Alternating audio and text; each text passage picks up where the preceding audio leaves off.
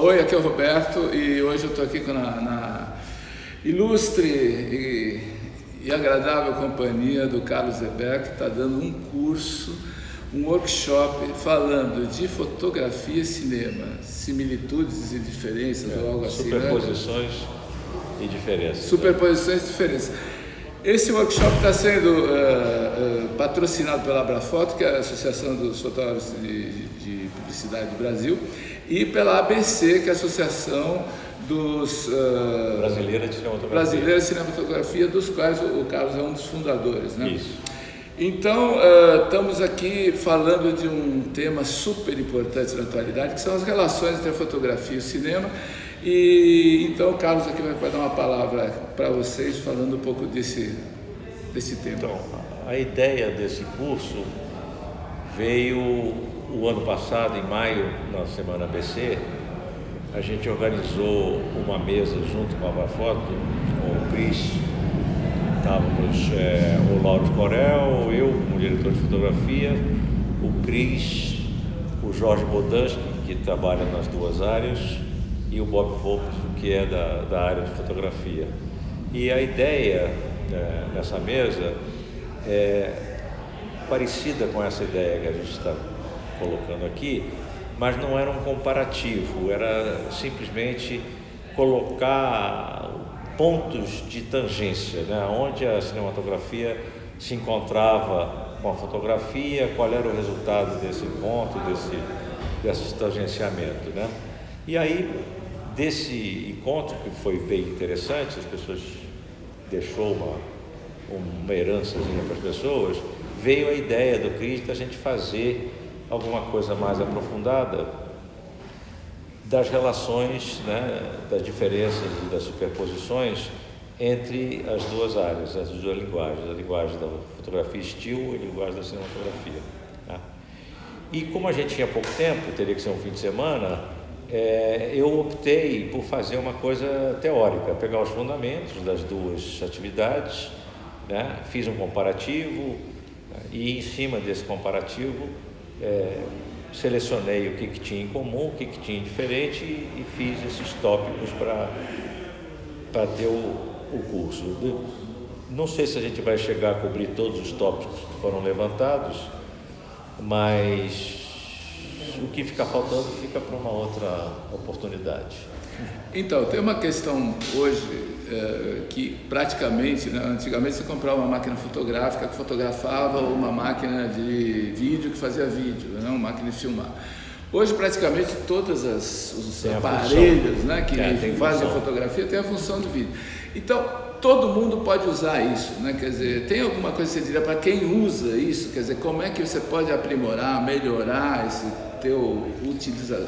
a utilização desse aparelho? Essa superposição das duas atividades, pela facilidade do equipamento produzir imagens em movimento e imagens still, é que levou muita gente, vem levando muita gente das duas áreas a lançar um olhar, né, e se aventurar na outra área. Então hoje você vê diretores de fotografia que às vezes voltaram a fotografar, né? Já fotografavam e a direção de fotografia meio que afastou eles do still e estão voltando para o still.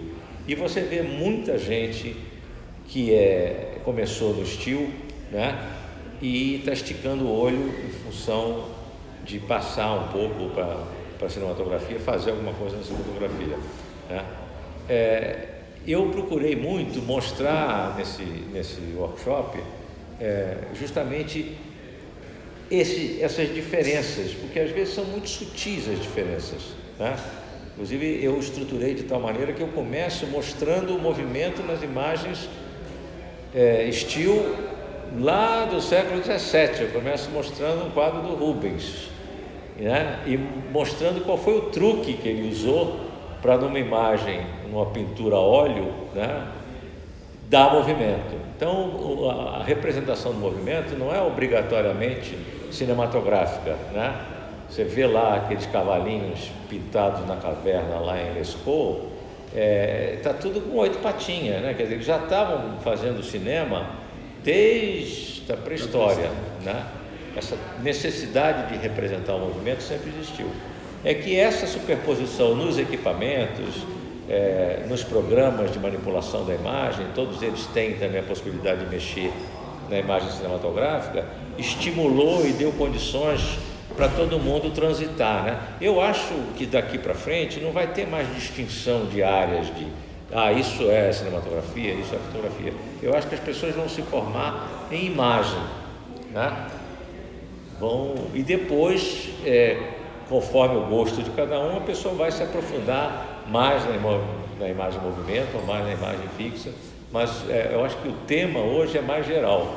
O tema é imagem digital, né? Então, eu acho que esse curso serve, inclusive, para quem usa a imagem também. A gente não está aqui com nenhum editor, com nenhuma pessoa de agência, né? Nenhum dos usuários dos nossos serviços, mas seria interessante também. Eu acho que quem usa a imagem, né? Quem destina a imagem, ganha muito quando aprende como é que elas são feitas, né? Como é que são os processos de produção da imagem. Eu sempre gosto nos meus cursos quando tem diretores de cena, quando tem produtores, tá? Que todo mundo precisa ter. Como é que você vai pedir se você não sabe como é que é feito? Tá? Então eu acho que é sempre bom. Agora, eu fiquei surpreso porque eu achava que eu ia ter um público aqui mais jovem, né? Em vez da jovem guarda, veio a velha guarda, né? Mas eu acho bom também, porque hoje quem não se recicla se estumbica, né? Parafraseando Chacrinha. Se você não se atualizar, um adornamentozinho, você vai ficando para trás, você vai embora, né? Escuta aí, o que você diria, por exemplo, os mais jovens que talvez possam estar vendo isso e que se interessam por imagem, que estão querendo aprender, porque o acesso, né, uma época era muito difícil ter uma câmera fotográfica, todo mundo tem um celular no bolso, tem uma coisa que produz imagem. O que é que você sugere para quem quer se aperfeiçoar, crescer? Essa facilidade em relação ao equipamento, ao acesso ao equipamento, o uso do equipamento, mostra, né, que você não tem na ferramenta o mais importante da atividade, né? Porque as ferramentas estão sempre mudando, tem sempre uma câmera mais nova que a outra, uma que é mais sensível, que tem mais pixels. Eu acho que não é por aí. Eu acho que o fato de você ter acesso ao equipamento deveria ser um estímulo para você refletir mais sobre a imagem enquanto linguagem, enquanto representação, né, do real. Representação das ideias, representação de sentimentos, de tudo, né? Então, eu acho que é muito mais importante hoje, em vez de você estudar técnica, você estudar a linguagem e o mecanismo, inclusive, anterior à linguagem, que é a percepção e a cognição da imagem, né? Como é que funciona a visão, né? De que forma os equipamentos vêm imitando, né, emulando a visão humana. Eu acho que isso é mais importante do que a técnica. A técnica, na realidade, você aprende em um dia. Você entrega uma câmera para uma pessoa e fica do lado dela e fotografa aí, vamos ver. Você, em um dia, 12 horas que você fica com a pessoa ali, ela vai pegar a técnica, né? Não vai assimilar tudo, mas ela vai pegar, né? Então ela vai, com 12 horas de acompanhamento, ela vai poder sair fotografando com uma qualidade razoável, né? Enquanto que a linguagem e a percepção, você educar o seu olho para conseguir, frente a qualquer assunto, a qualquer espaço, em qualquer tempo, tirar alguma coisa expressiva dali, né? É um processo muito mais complexo, né? Porque você precisa ter insumos de várias outras áreas, você precisa conhecer a história da arte, estética, matemática, né? Você tem uma necessidade de informação de muitas áreas, né? Então eu acho que deveria investir nisso. Na hora de estudar técnica é uma coisa rápida, não é muito. Os princípios são muito simples, os princípios da fotografia, né? Tanto da parte da ótica quanto da parte da eletrônica, da informática, eles são muito simples, é uma coisa que você pega rapidamente, né? Embora as pessoas hoje elas se ressintam muito da falta de informação básica, né? Por exemplo, coisas elementares como a geometria, né? Você vê pessoas que não sabem o teorema de Pitágoras. Então, como é que você vai explicar algumas coisas para uma pessoa que não tem o fundamento mínimo, que não aprenderam no ginásio? Eu acho que isso é uma dificuldade, né? Às vezes eu tenho que parar uma aula para explicar uma coisa elementar, né? Eu fiz algumas descobertas dando cursos que eu jamais imaginei que fosse descobrir. Eu descobri, por exemplo, uma coisa que eu fiquei boquiaberto, que a maioria das pessoas não sabia por que a escala de diafragma tem aqueles números 1.4, 2, 2.8. As pessoas não sabiam, achavam que tinha vindo um tipo Moisés com umas tábuas com esses números gravados, entendeu?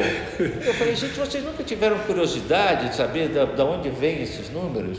Ah, não, a gente acha que, sei lá, esses números não são arbitrários, não são... Então é muito difícil, quer dizer, faltou aí, porque eu aprendi isso, né, na 4ª série do ginásio. E quando você multiplica o diâmetro de um círculo pela raiz quadrada de 2, a área dobra. Isso eu aprendi, eu tinha o quê?